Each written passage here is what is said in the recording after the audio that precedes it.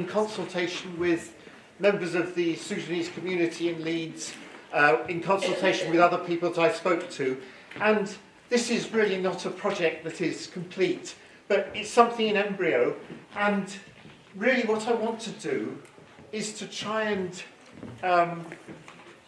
not so much pursue my ideas, but reflect and try and, in collaboration with other people, to take forward a project which the Sudanese community in Britain, in Leeds, Bradford, in Britain more widely, perhaps even beyond Britain, will feel is worth doing in such a way that we can collectively, me, other people who are interested, whoever, can work together to try and archive material which people feel is significant, which people feel is worth preserving, which gives both the spirit and some of the important content of the Sudanese revolution, the ongoing uprising. I mean, partly, I think, because it's intrinsically important now, but also, I think, important for future generations when people will look back and they'll say, you know, what happened then? Because it was such a remarkable turn of events, actually. So I have a title. It may not be a great title. You can think of a better title, perhaps, but that's the one I started working with. And I suppose one of the interesting things is that, you know, everything happened. It's poetry, it's songs, it's chants, it's what people wear, it's paintings, it's all sorts of an explosion of art, which has both expressed people's support for change in Sudan and for the removal of this brutal and despotic regime and for a better future, and has also allowed people to mobilise themselves in support of that. So it both expressed, I think, people's views and provides for future mobilisation. Okay, I'm not going to tell you about myself, except you can see I worked in Sudan, in Jazeera Abba. I did some research on Sudan, and I continue to do linguistic research on Sudan. So my own research is, if you like, rather technical linguistic stuff, but this project is going to avoid that and focus much more on things that are important to people. That's the intention anyway.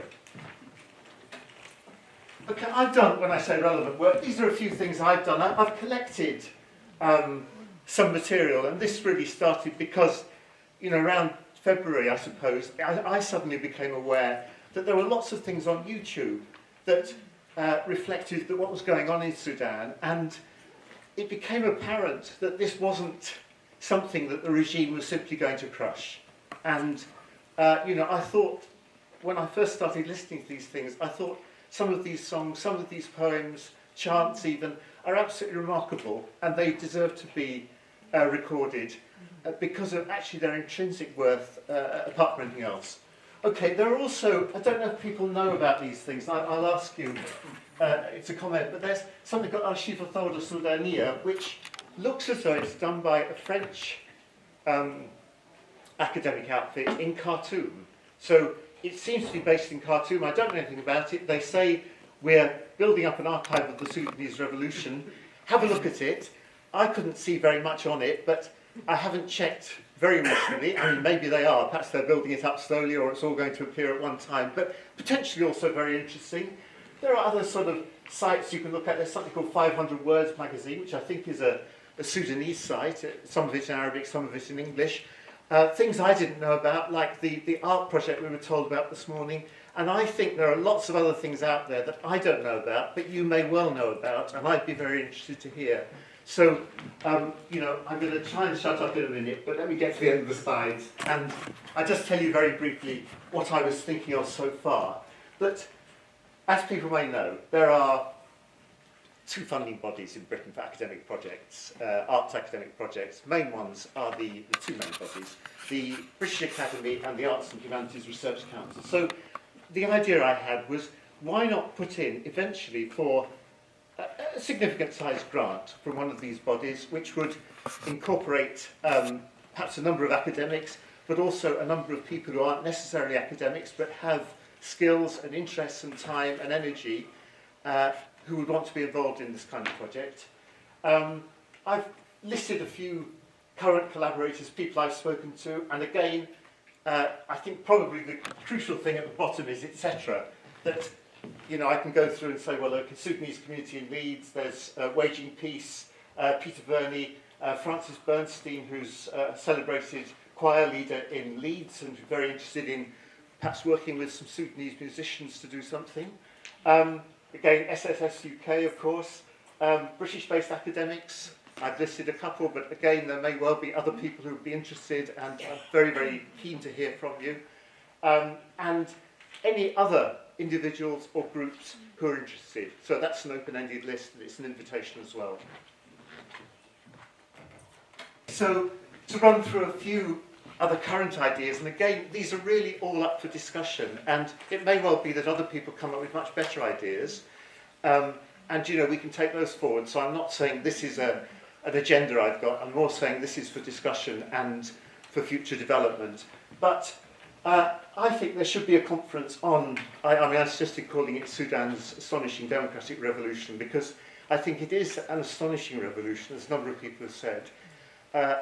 You know, I think maybe those who followed Sudan more closely than me might say, well, yes, I could see how things were building up, but in my experience, I couldn't see how things were building up, and I think a lot of other people couldn't see how things were building up, and they couldn't also see how astonishingly disciplined and peaceful the demonstrators were. And, you know, against this kind of regime, it does take astonishing discipline, I think, to go out and say we're not going to simply try and shoot back, because actually that would be counterproductive. Perhaps a book, Songs, Chants and Poems of the Sudanese Revolution. I mean, that would interest me, because I'm interested in Sudanese Arabic. I'm also interested in translation. We could have things in the original Arabic. We could have things in English translation. We could have perhaps an online tie-in, so people could actually listen to the material and not just read it on the page.